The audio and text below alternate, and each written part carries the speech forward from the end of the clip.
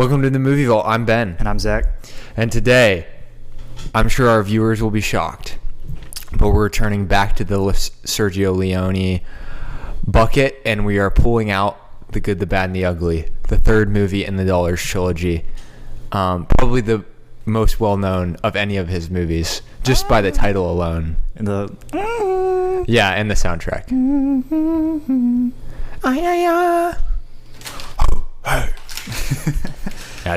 It's legendary stuff. Yeah. I had seen it before. Like the other ones I hadn't, but this one I had. Was it your second viewing? Yeah. Was it better the second time?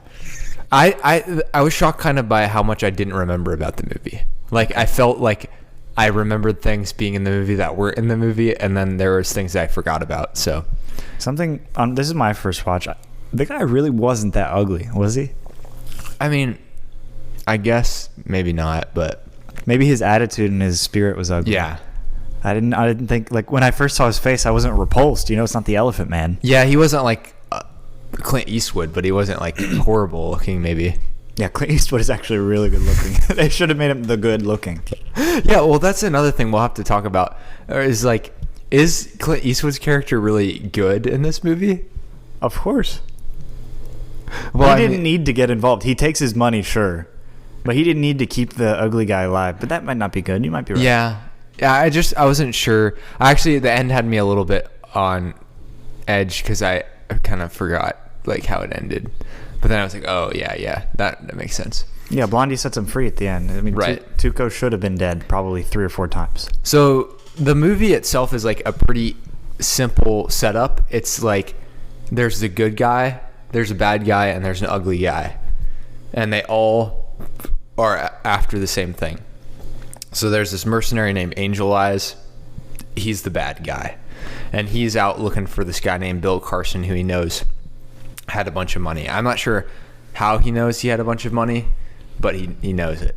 And then we got Tuco and Blondie, who Blondie is Clint Eastwood's character. Tuco is the ugly guy, so Blondie is the good guy. And the first time we see them, they're running this gig. They're kind of like con artists, where they set up Tuco as being this guy who did all these horrible things and should be hanged. And then he has a bounty, so Blondie collects the bounty and then shoots him off of the noose, and then they run away. And then he eventually makes $3,000, and then Blondie takes him out to the desert and is like, I don't think you'll ever be worth more than $3,000. And then sets him loose in the desert and disappears.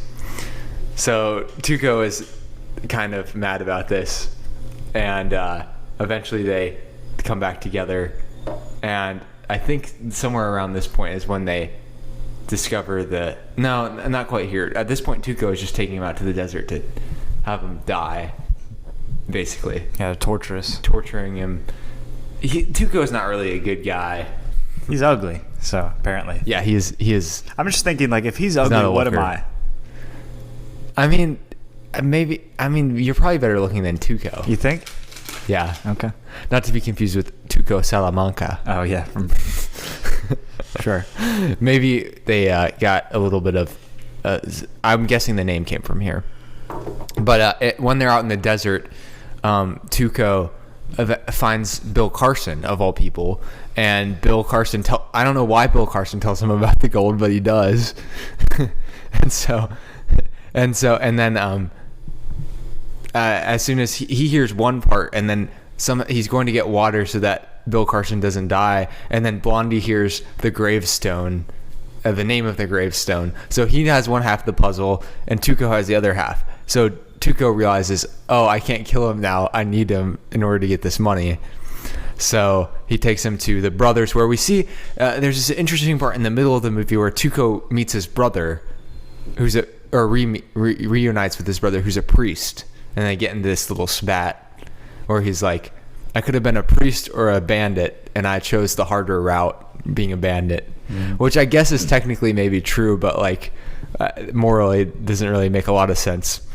And then Tuco's brother hits him, and then Tuco just like pummels his brother because obviously he's the bandit, so he's probably gonna win.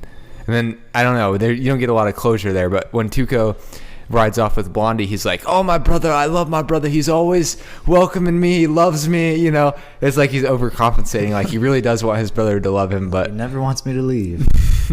but he's kind of just like saying his fantasy about what his relationship with his brother is. Finally, they end up going towards Sad Hill, but they keep running into, is it Confederate soldiers first? Mm-hmm. No, Union soldiers. They thought it was Confederates. They thought they were Confederates. And my mom was watching at that point, and she thought that was funny when they rode up and they shook the dust off, and they were Union soldiers. And then of all people, Angel Eyes has pretended to be. I don't know how he pulled this off. He's somehow a high-ranking official. How do you know he's not? Maybe he just already is in the Union Army. That was my thought, is that he is. Yeah, I guess that's why he walked into the other camp to get the other information, like Bill Carson's name. Oh, you're right. Yeah, that's why he was able to know where they are and walk straight in, I think. Maybe I just lost track of that. Yeah, you might be right. But it didn't seem like the people there recognized that he was, like, if he was in the military, but so he might not be. Right. If he impersonated, they didn't imply it. I don't know if that was completely implied. I don't know. Yeah. So Angel Eyes beats Tuco pretty soundly. Well, his henchman does, and then Tuco reveals that he knows the name of the cemetery. But he doesn't beat up Blondie because he knows Blondie won't say anything, and not because he just is smarter than Tuco, is all that Angel Eyes says. So somehow, though, I kind of lost this point. Somehow the three, they go off, but Tuco and Blondie shoot their way out, I think, a little bit. There's like a shootout. So they separate from... Yeah, at some point they separate from Angel Eyes. And then they kill a bunch of Angel Eyes henchmen in a town. Mm. And then they are going to Sad Hill, which they get to. But before they get there, they run into Union soldiers, and they say, "Okay, we want to enlist in the army." And this one corporal is like, or he's a captain. He's like, "Well, how much can you drink?" Kind of showing the reality of where they were in this war. The Union soldiers and Confederate soldiers were fighting basically over this bridge, and that's all they fought. And nobody was winning. They just kept going back and forth, and the bridge was still standing. So Tuco and Blondie are like, "Well, we'll just blow up the bridge," and then they do that, and so that kind of wreaks havoc, and they can get away because now there's no point in fighting because the bridge is gone. And eventually, I think Tuco's the one who finds it first. He gets to Sad Hill, which is this like amazing scene where he's like gets there, and it's like the music's going, and he's like running around like looking for the grave, and you see how many graves there are. And then he finds Arch Stanton, and he starts digging, and then Blondie gets there and is like, he's like, "You might need this. It's a shovel." And then Angel Eyes gets there, and he's like, throws another shovel. But then at this point, Blondie reveals that he was lying, and it was not at the gravesite that he said Arch Stanton, because he was like, "I wouldn't trust you to go, of course." And then finally, there's a three-way shoot-off in which Tuco and Blondie really shoots Angel Eyes. That's kind of skirting over it. I mean, it was a very like, the scene is like uses all of Sergio Leone's like camera tactics, where he's like rapidly going back and forth from like the eyes to the guns to, like, it just builds up the tension so much, and the music is like at its like peak, and then Blondie ends up shooting Angel Eyes, which is kind of an anticlimactic end in some ways to Angel Eyes, yeah, who isn't really in a lot of the movie if you really think about it. True. And then it's also revealed that Tuco, his gun was unloaded, so he didn't have any bullets in his gun because Blondie had taken them out, and he didn't understand why Blondie had done this. But they find the gold. It's right next to the Arch Stanton grave, and then at this point, Blondie's like, takes his half, and then he's like, "Sorry, Tuco."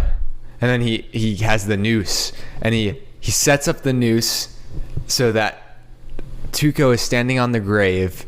He can see the money, but he's standing there. And this is a really interesting scene to me because, like, I guess the first question is, like, why was it necessary that he did this to Tuco if he was just going to shoot him down, which is what he does eventually. But I wonder whether it's a little bit about he was forcing, like, the self-control. Like, think about, like, Tuco could have, like, tried to find a way, like, panicked and tried to find a way to get out of it, and then he would have just hung himself, right, before Blondie would have shot him down. But instead he had to stay balanced on the gravestone. And also I was thinking, like, back to the desert where Tuco had almost killed Blondie, so it might have been a little bit of payback in terms of, like, a little bit of torture before the reward. But yeah, I thought it was more of a warning. That's probably a good way to look at it. That's what I thought. But, you know, if we want to get really, you know, into it, we could be like, oh, it's the balancing between the good and the bad, and he's the ugly. He sometimes has good qualities, you know, he's humanized with his brother, and then he's also doing these terrible things that deserves him to be, makes him hang. Yeah, because you have to wonder how many of the things that they say that he did when they're reading off the thing, like, he actually did. Like, maybe they aren't, like, making that up. Yeah. And so in that way, they're not con artists, exactly. Yeah. But I would love to start with the Mexican standoff, because I think for me that's obviously probably the greatest scene in all three movies. Yeah. It's like 5 minutes long, and it's just them looking at each other, and it reminds me of the Office tag scene where Pam and Andy and Dwight and Michael Scott are all looking at each other, you know, and you just kind of look at each other and you don't know who's going to shoot first, and then really it's like, when does somebody start shooting? Why are we just standing around? That part really bothers me, but yeah. I get it. It's part of the Sergio Leone's whatever style. But the song that plays is the trio, and it has, like, it's not the typical Ennio Morricone whatever like soundtrack. It's very different, and it's pretty amazing, and it's intense, and it goes fast, and it's like, I could just sing it, but I won't. But I found myself listening to the soundtrack. I've listened to the soundtracks over and over of each one that we've watched, and I found myself listening to the trio the most out of all three, because it's very distinctly different. And the thing that stuck out for this film is, obviously, there are the famous sounds like dun dun dun, that one, but you don't realize that there are also some that are amazing when you watch the film that, like, you've probably never heard before too. Yeah. True. So I thought that was awesome. It's like, I thought it was just going to be dun dun dun, because every scene there's like a different iteration of it. Yeah. So it was cool to see this end scene that was like, I don't know, for me it felt like in the trilogy it was like the scene that, like, he's going all into his style, and he's going to figure this out, like, how to do a standoff that he's already done multiple standoffs in the film. There's usually like one really good one in each of these films, but it's like, I'm going to do one with 3 people now. And they're all going to be looking at each other back and forth, turning their heads, you know, and there's going to be fast camera angles, and the music's going to be extremely intense, and it's going to be in a circle in the middle of a graveyard, you know, cinematic, whatever. So I think it was like taking it up to the next level. It's like Avengers Infinity War for the Man with No Name trilogy. I mean, I think that is one thing you have to give to Sergio Leone, is that he, it seems like what he was doing with this trilogy was just trying to make every film better, cooler, more intense than the last film. Like, he took what he learned from one film, and then he went and he was like, well, let's make it better. Let's make it more intense. Let's try some new things.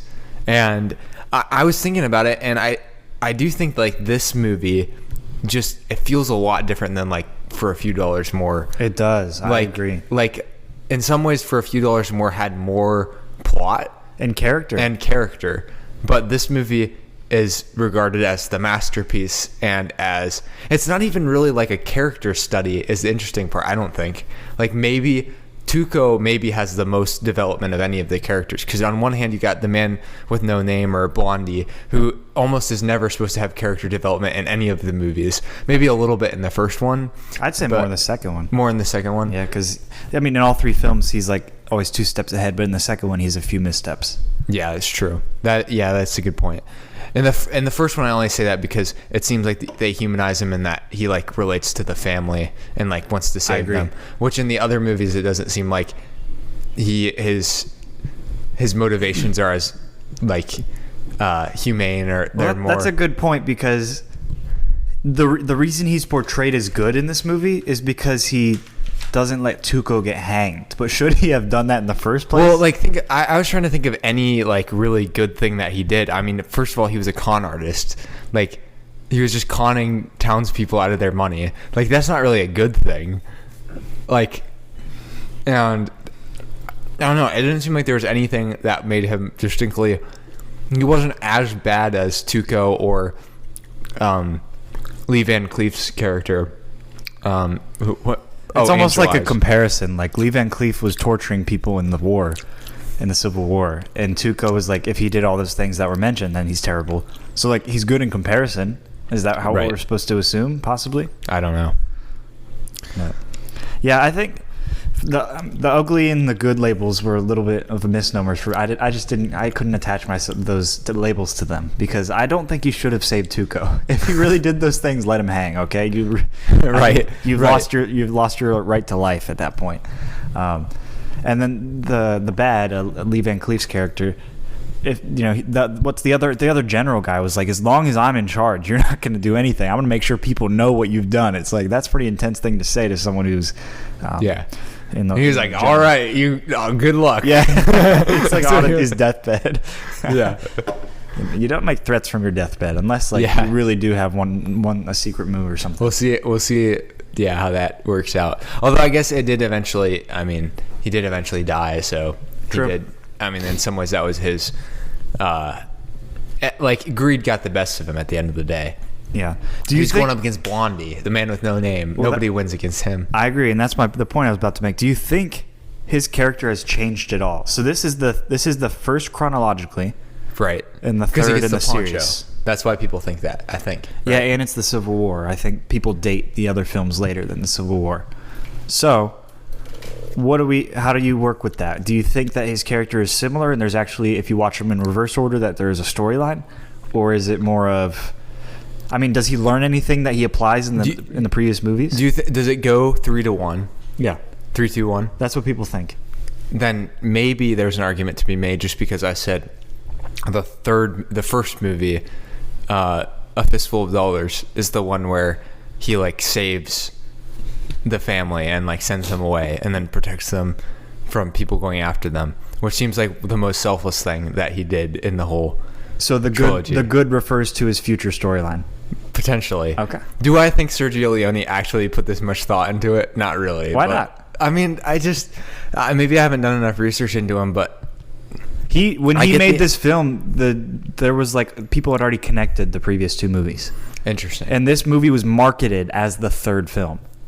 Okay. So I think a little bit he more could have put some thought into it. Yeah, it's definitely possible. Another thing to note is that this film was not critically acclaimed when it first came out, which is how every critically acclaimed film. It's crazy because it has like 97% on Rotten Tomatoes now. Crazy. And when it first came out, it made a lot of money, but it was like very mixed, like literally 50-50. It was like split. Almost like Eternals. So I think Eternals is going to be like 100% Rotten Tomatoes in 50 years. One day they're going to be like, Eternals is the best movie that was ever made. Chloe Zhao was a visionary ahead of her time. No, Harry Styles' acting was amazing. No. But yeah, I think it goes to show that people watching this at the time didn't realize how this would influence cinema in general. I think when you watch this, you're like, why is that standoff scene so long?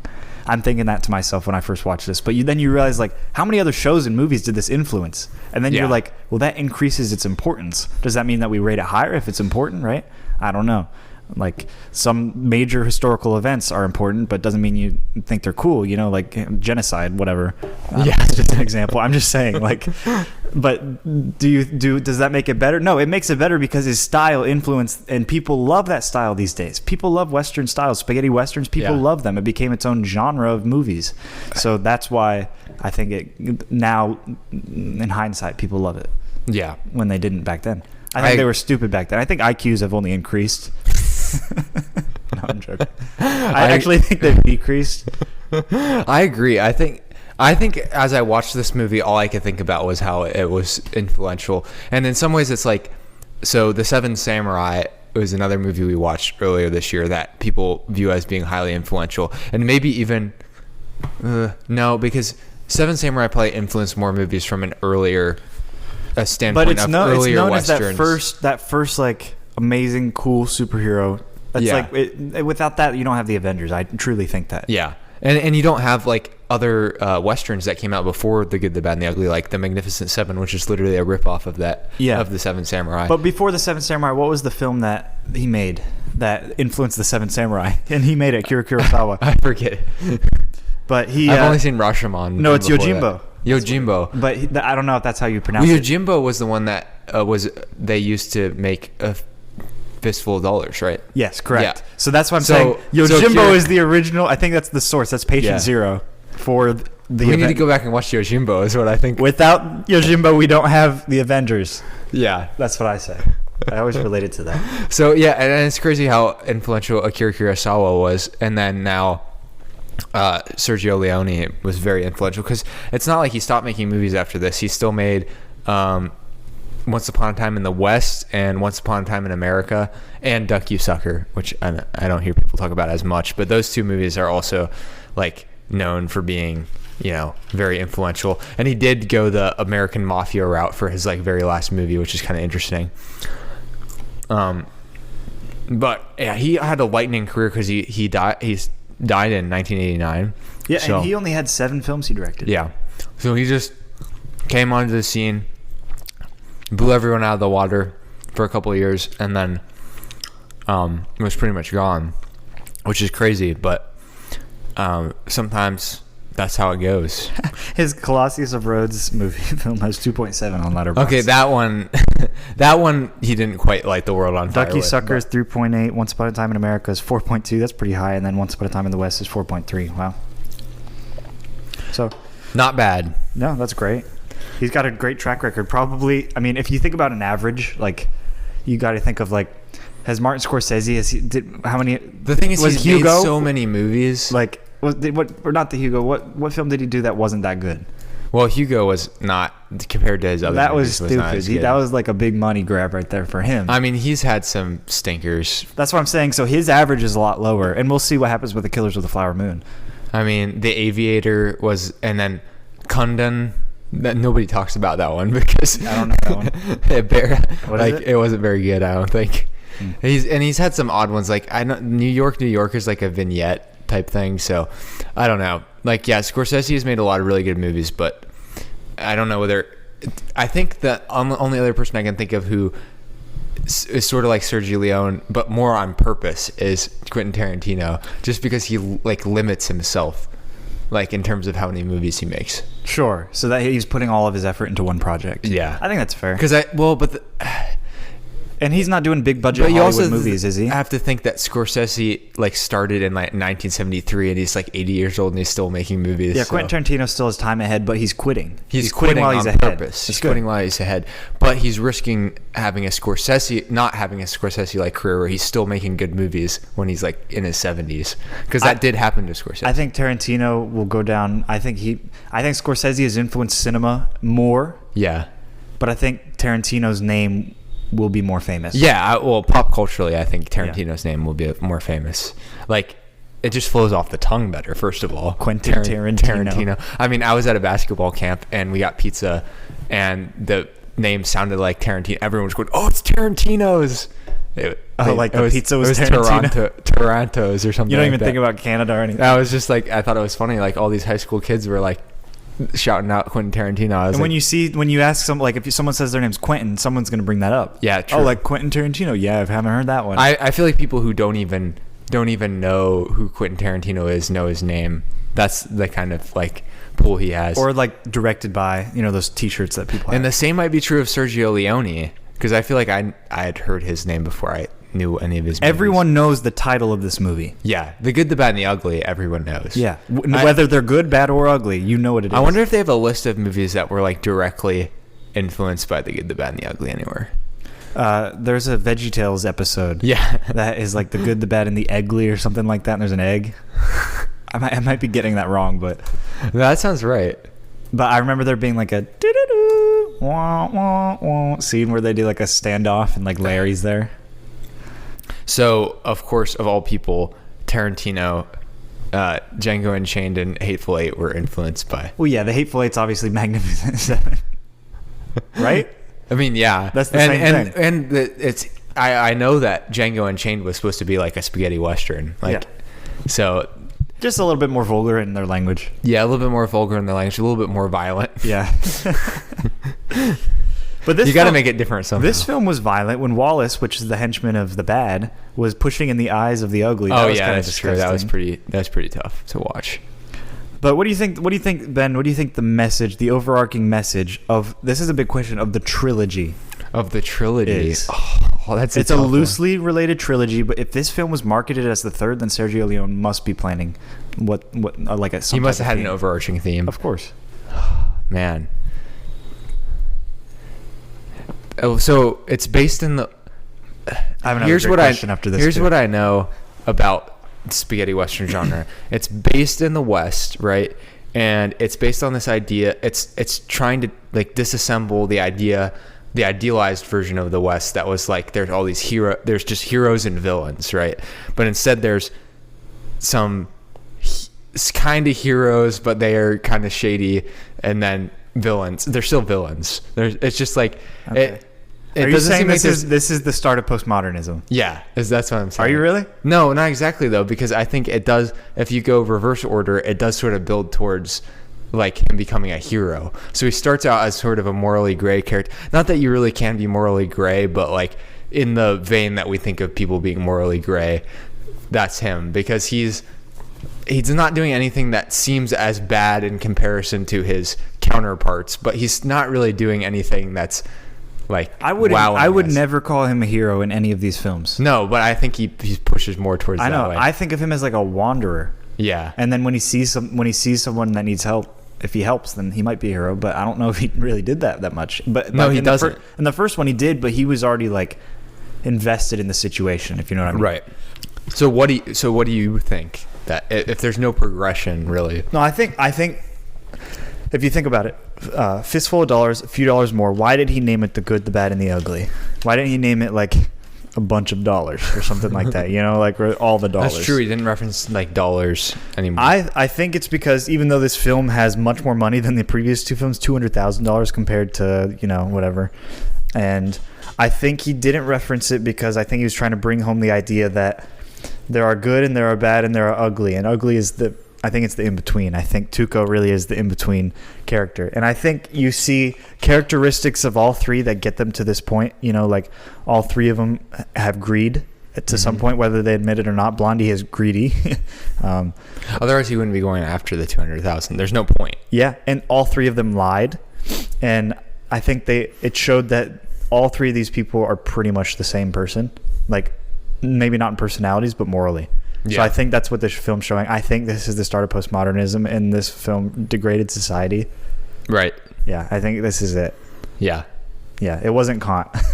Well, I guess a question would be, like, is a film like this, it could be portraying postmodernism, but is it, like, saying that it's a good thing? I'm just saying, do you think Sergio Leone is stupid? Why? Because if he was stupid, then he wouldn't know what he's doing, and he makes a film that's morally ambiguous and doesn't understand that would be wrong. I think he's trying to push this forward. Right. Well, yeah, but that's if you look at it from Why would he do it in reverse chronological order and then name it like this? Yeah, I mean, you do have a point there. I think I'm looking at more of the angle that he's trying to, like, take a different angle at the West than other people had before him. Like, where it was like, it's less likely that there was like all these amazing people in the West that were like heroes. Like, maybe there were a couple, but there weren't really that many. Yeah. So maybe that's how, like, I think that's very true. I think he got that point across in the second one, at least. You know, you see a lot of these terrible people. Because there was not a lot of like order in the West. So in some ways the West was postmodern or wild. Because they, like, people could get away with doing bad stuff because there weren't people there. That's why there's this idea of the lawman coming in and like enforcing order. But in his movies, it wasn't about that. Like, so maybe he's pushing forward this idea of more postmodern thinking, or maybe it's just like, maybe this is a story of what would have happened more likely. Listen, I mean, not that this would have happened. I mean, it's not likely that there would be $200,000 and it would go exactly like this. We don't know that. I mean, I'm just saying, I that's what I got. I felt like he was pushing that.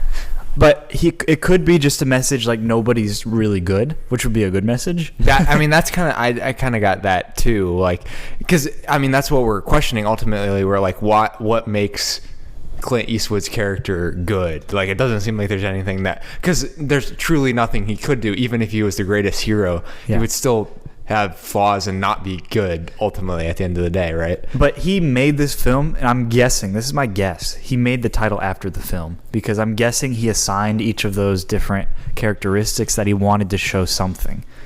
Like, The Good, the Bad, and the Ugly is so out of left field if you think about the title. We're used to the title because we've heard the name before. Yeah. But it's so out of left field for this series if you think about it. So, but I think he had to have had this title in mind when he was making the movie, because it was so, like, distinctly, each character was distinct. Yeah, into the movie. Yeah, okay. I could see that. Yeah, you're right.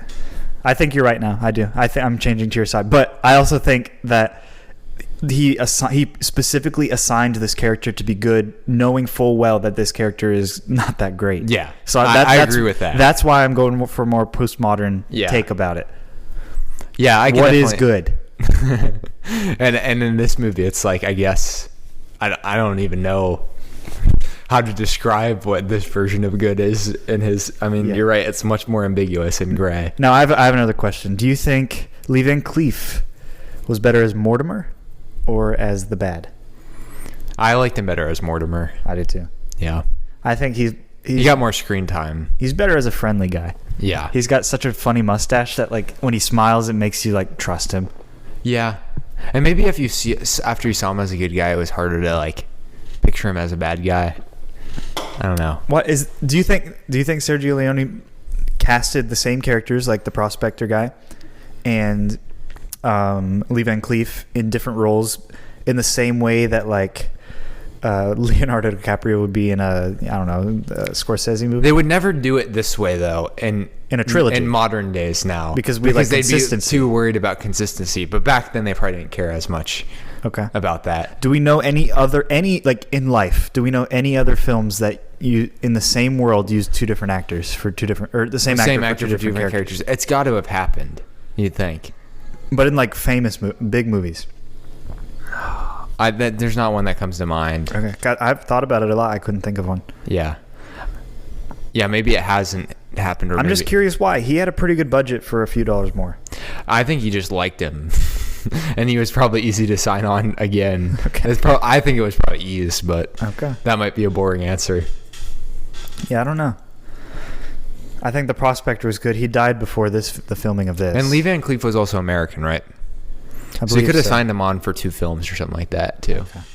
Yeah, the Americans like the package deals. Yeah. They're like, right. I want to be in 2 movies. Yeah. Like, how are we going to franchise this? Right off the bat. He's like, do you want to play, like, a friendly cowboy in this film? He's like, how are we going to franchise this? Well, based on Once Upon a Time in Hollywood's take on spaghetti westerns, because in Once Upon a Time in Hollywood, Leonardo DiCaprio's character goes over to Italy and films spaghetti westerns. Yeah. It's more like this is somebody who is in a lull in their career who needs to go over to Italy to revitalize their career so that way I did look up his filmography, and these are, like, the highest, like, by far. So maybe he wasn't even that high before, because Clint Eastwood wasn't particularly well known before these movies either. No, and in fact, even after For a Few Dollars More, he still wasn't, like, world renowned. It was only after this film. This is the film that put him on the map. Yeah. And then he, like, did Dirty Harry and, like, some other stuff, and then he became a director. And those were all after. Yeah. So, yeah. I think obviously Sergio Leone, he influenced Once Upon a Time in Hollywood. That's, like, one of the most direct modern day films that's directly came from that.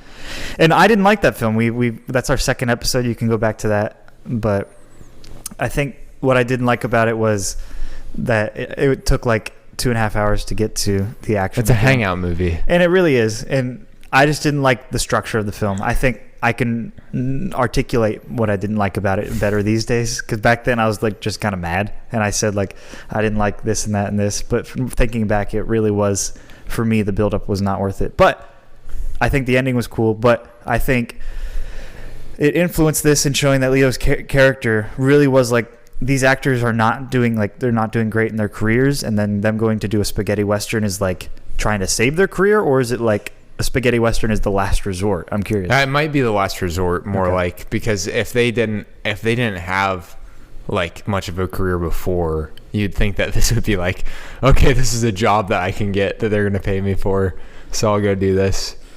Okay. So, let's see whether I can. So is it like playing like D3 and trying to go for D1? I don't know. We're spaghetti westerns were birthed out of this trilogy. So Clint Eastwood played a TV western character, and he said he got really tired of it. He got tired of playing. He was in Rawhide. Yep. He said, I got awfully tired of playing the conventional white hat, the hero who kisses the old ladies and dogs and was kind to everyone.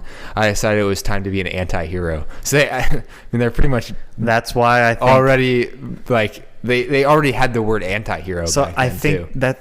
Well, when was this interview? Was this back then? I mean, if this may not have been back. Because I think the term anti-hero was in the 90s or 80s. No, it was probably 80s. Yeah, because he could be articulating something in the past. Correct. That was like, he didn't necessarily think of it exactly that way. But think his thought is postmodern. That's why I'm critically thinking, like, I think Sergio Leone, and I guess Clint Eastwood was on board for it, that we're going to make this hero, whatever, an anti-hero. It's the birth of it. And I think there's these films, and there are plenty of other films that were kind of around the same time, 60s, 70s, that had these characters that were like great but made mistakes and these mistakes were like cool, like that was a cool gunshot, like he definitely just killed and murdered that guy, but that was sweet, yeah, because it's the first thing he does in Fistful of Dollars is like kill a bunch of people. Yeah. Oh, now that I think about it, I think Tarantino might literally have taken Clint Eastwood and that was Leonardo DiCaprio's character. Yeah, because that was the arc of Leo's character, was that he was in a TV western, and then it like wasn't as popular anymore. Yeah, that's basically Clint Eastwood's career. Interesting. I'm wondering if there's a little girl that was in Clint Eastwood's like when he was making his stuff, and the girl's like, "You're really good at acting," and he started crying. You remember that scene? I do remember that. I hated that scene. Like everything was like completely pulled out of Clint Eastwood's life. Even including the part at the end. Yeah. And the flamethrower. Yeah, the flamethrower. Yeah. But I'm just curious, so Clint Eastwood he made a film in 2019 called The Mule. Yeah. I have not seen it. No, and didn't he make one called Cry Macho recently? I think he made another one after The Mule? Yeah. He's old. Gosh. He's in his 80s? He might be making one more too. 2021, Cry Macho. How old is he? I got 58% on Rotten Tomatoes. Oh man, sorry. His career's ending not like in a pretty Clint Eastwood was born. He's 93. He's 93. Oh my gosh. He made a movie when he was 91 or something. Oh my gosh. That's insane. Well, we expect him to die any day now, guys. I'm glad we got this podcast in before he dies, because then we can look back on this. Make half the episode about like. We can show this to we can have our grandchildren listen to this, and they'll be like, Clint Eastwood was alive when you guys did this? These films are so old. Yeah, I think it's crazy. He's extremely good looking. He is. Even when he was old, he wasn't bad looking. Yeah, he's not as great anymore. No, not anymore, but I think age. If you've seen $1 Million Baby, which is, that was not the movie I expected. I think I mentioned that on other podcasts. That's a rough movie to watch. It's just really sad. Okay. The baby's too much money? No, it's about boxing, actually. I only know that from The Office, Michael Scott. But yeah, I think there are plenty of themes to this film that coincide with each other, just all pointing to the fact that what we do really isn't good or bad. In fact, we're all just ugly deep down. Yeah. So maybe you can. There is a positive to looking at things in a postmodern lens sometimes, not all the time. Not if you take it to where it's like, okay, nothing matters now because we're all bad and we can't do anything about it. That's not good. Yeah. But if you can use it to be like, well, I guess this just shows. But maybe that's just like a simple idea. We don't really need to have this whole like lens to view it through. Like it's just the lens of reality. Maybe. I don't know. I mean, based off that interview, I feel like you confirmed my theory. Yeah, possibly. But yeah, what do you think? Which one do you think is the best one out of the three? I was having a tough time with this. I think it's obvious.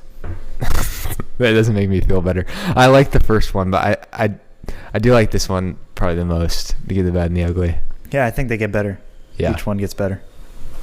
I just have a soft spot for the first one. I think the first one is awesome. I gave it 4.5 stars, and I still think it's the worst. Would you give this one a 5 star? Yeah, I did. You did. I gave the second one 4.5. I think I gave this one 4.5. Yeah. But that's just more like I really like it, but I'm not sure I'd put it up there with my favorites exactly. But I do think it's a really good movie. I feel comfortable putting it with my favorites. Maybe on a rewatch, maybe not, but I doubt it. I think it's great. Yeah. I really like the Western stuff. I don't know what it says about my soul, but I love Westerns and like war movies and like ones where the plots are like people trying to kill each other the whole time. I don't know. That, I love the Avengers. Lots of killing in that. So, I mean, yeah, we watched all of the Vietnam War movies. They were all awesome. Yeah, the Mount Rushmore of Vietnam. Yeah, I saw another one after that I didn't watch with you called Born on the 4th of July. Okay. That one wasn't nearly as good, but it didn't involve the war as much. Is that part of the? It was about. Say is great. It was about. No, it's probably like on a lower tier, but it's about Tom Cruise. He goes in the war and he gets injured and then he becomes a protester. Like he was all like in on the war and then he like protests it. Whatever. I mean, it's like I kind of get it, but like but whatever is. I don't want to watch Tom Cruise protesting. Some people think that's Tom Cruise's best performance. It's definitely not. I want to watch Guns. It's Magnolia. I'm not trying to Guns. Guns. My goal isn't to watch violence. For me, it's fun. I mean. Yeah, if you look at some of my favorite movies, a lot of them are kind of violent. I don't know. Maybe that's just the male. Like, I don't know. Made it about gender roles again. Yeah, I don't know. And none of these passed the Bechdel test. Speaking of which, no, this one did really awful on the Bechdel test. Was there a single woman in this? This was maybe like one. No, the woman when Angel Eyes goes and kills the family, which I kind of forgot about. Yeah. Which that actually was a good sequence where he like kills the family. He's like, I always do what I say. and then the other guy says he should kill the other person. He's like, I always do what I say. And he kills that person too. Yeah. I kind of want to be like him. Yeah. I want to grow up to be like him. I always follow my word. But if it means killing everybody. He's like, I'm moral that way. I mean, to be fair, wait, that's a good point because the Blondie did not keep his word. He lied about the grave.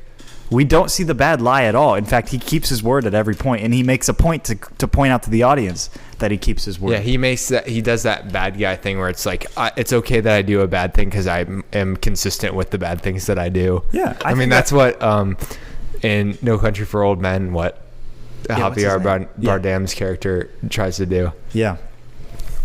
Anton Chigurh. Yeah. He's just like, it's okay because I'm not morally. Well, I guess he is morally consistent because he's making his morals based on other things. He shoots people with nail guns. Yeah. Yeah. Great. And he uses chants like Two-Face. I also did not love that movie. I thought it was okay. Anyway, it's kind of funny because it's like one of my favorite movies, but that's just a lot of people love it. Where we diverge, which is good. If we had the same taste, I think sometimes it's just a little feeling deep down. Sometimes it's a feeling. It's like I resonate with this, where I don't resonate with this as much. I know. Sure. Sometimes it's hard for me to figure out what my feelings are trying to feel when I'm not like punching them into a corner. Right. I'm just joking. No. I think that the Good, the Bad, and the Ugly is the best of these, mainly because there are more. It's like bigger, better, badder, whatever. Yeah. Bigger, better, badder, because there are more sequences, because it's like an extra hour, like 45 minutes in the film. Each one gets like 45 minutes longer. The first one's an hour and a half. This one's 2 hours. Such a good length. Yeah, perfect. Did this movie have to be 3 hours? I don't know. I kind of felt like it did. You could have taken out the whole war part in the middle where... I think the whole part with the bridge blowing up, it was helpful. I think it was helpful, but it didn't add to the characters. I liked the captain's character. He was funny. Yeah, he was funny, but you could have taken him out. That's my point. So I think it could have been 45 minutes shorter. But I don't know. I think the ugly was one of the best character in the film. Was it something I forget? What's Tuco. Yeah, Tuco. But the guy's Eli Wallach. He's not in any of the previous films. He's a new recruit, so he did really. And he's great. another American guy. It's like they didn't trust the Italian guys with the bigger roles. Yeah, I don't know. But it's supposed to be in the Americas. In America. He was in The Magnificent Seven. Oh, okay. I didn't know that. But he was great. I mean, he was one of the main characters. Wow. He was funny. He was hilarious. And I think you're right about Blondie. Blondie and Lee Van Cleef both got kind of they're in the background a little bit. Blondie's been in the background of all three of these. So even though he's like supposedly like the main character in these, he's really not in any of these. So maybe the first one foremost, but in this one, it seemed like Tuco was the main character. Yeah, it actually did. Definitely. And I was fine with that. He had the most to say. Yeah. So he had good lines too. He did. And again, like I love the little, like I wish I had some of them pulled up. Yeah. We'll pull them up. I want to hear some great Tuco lines. Because Tuco, all I can think about is Breaking Bad whenever I hear the name Tuco, and he had some great lines. He's like, tight, tight, tight, when he would snort cocaine. Yeah. Or no, that was I don't know, was it cocaine or not, but. The Blondie. You see, there's two kinds of people in the world, my friend. Those with loaded guns and those who dig. Yeah. You dig. Well, that's actually based off of the first line when they're meeting. He's like, there are those that come through the door and those that come through the window or something. Those with guns at the door, those with guns through the window. Hurrah for the Confederacy! Hurrah! Down with General Grant! Hurrah for General... What's his name? Lee! That was good. What... Let's see. I feel like there's some other... Oh, yeah. You never had a rope around your neck. Well, I'm going to tell you something. That when the rope starts to pull tight, you can feel the devil bite your ass. Oh, wow. That was a good one. Yeah, that one's good.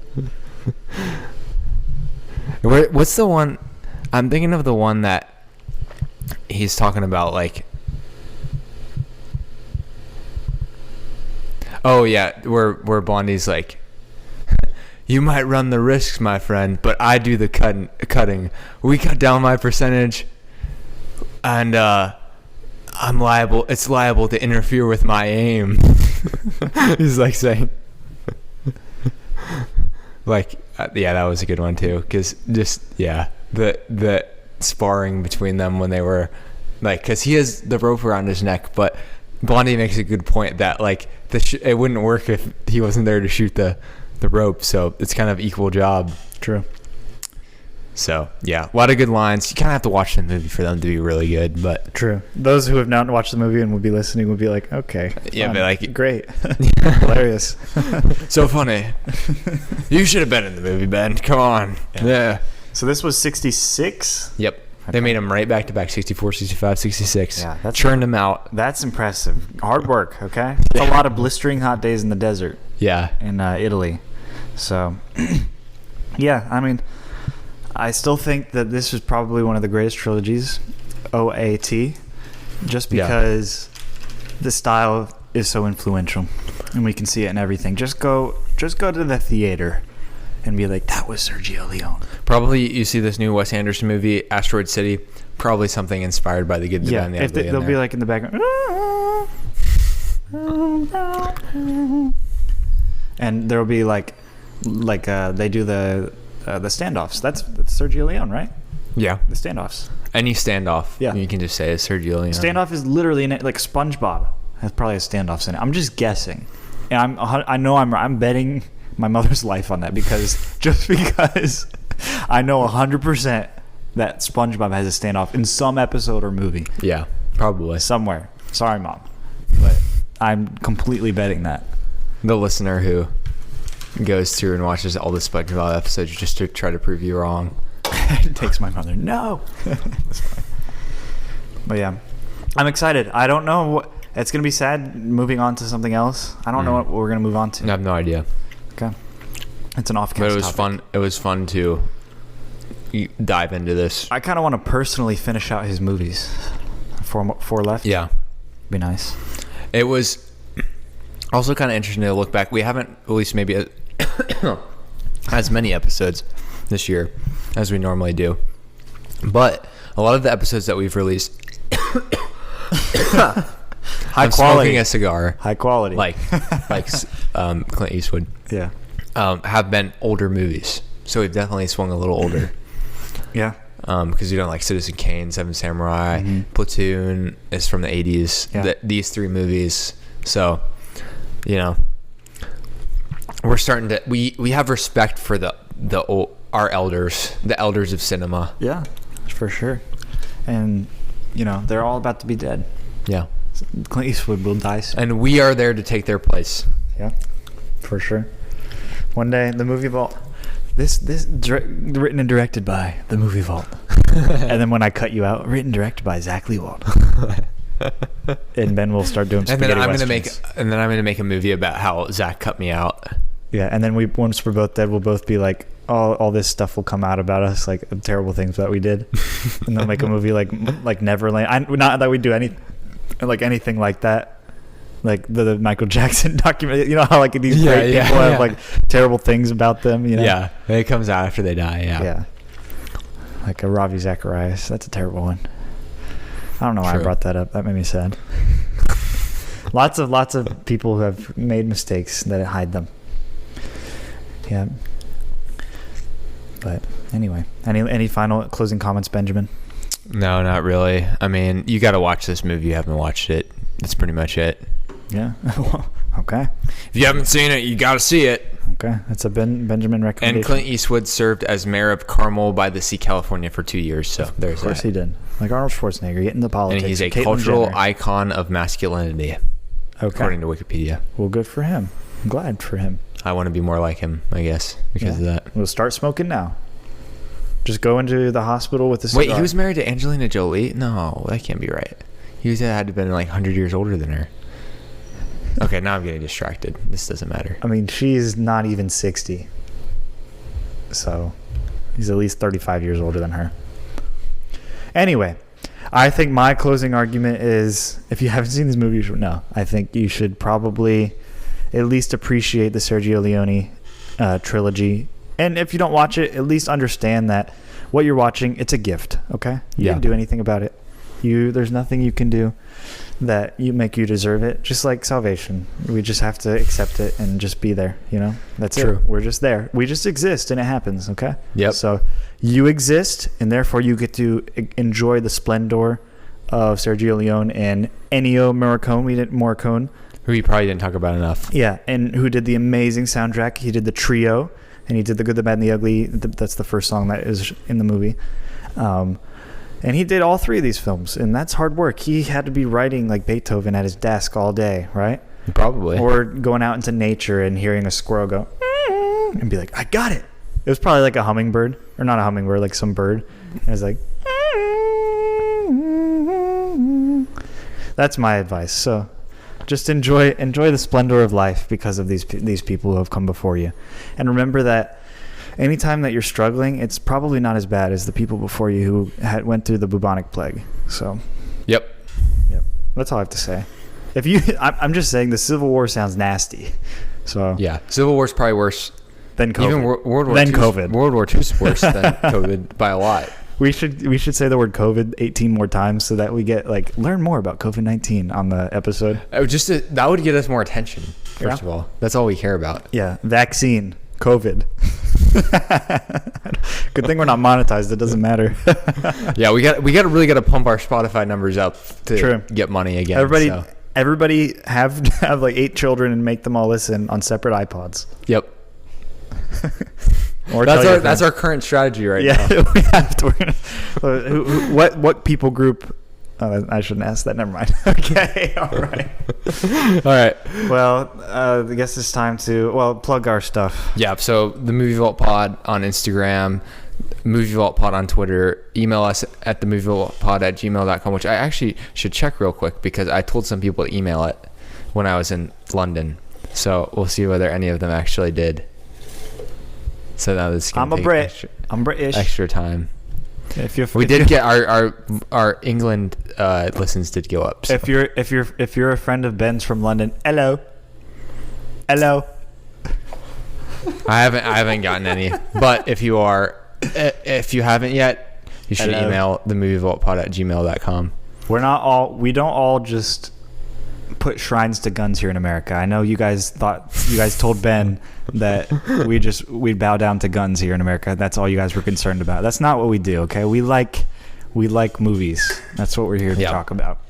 Okay? Yep, exactly. And have fun over there in London. I've never been there. I don't know if I'll go there.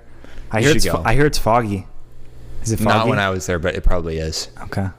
And when Ben I was there at a really good time of the year, though. When Ben goes, the sun shines. Yeah, the sun shines. It doesn't rain at all. It's perfect weather. Okay. That's how it was when I was there. Do you guys like Doctor Who?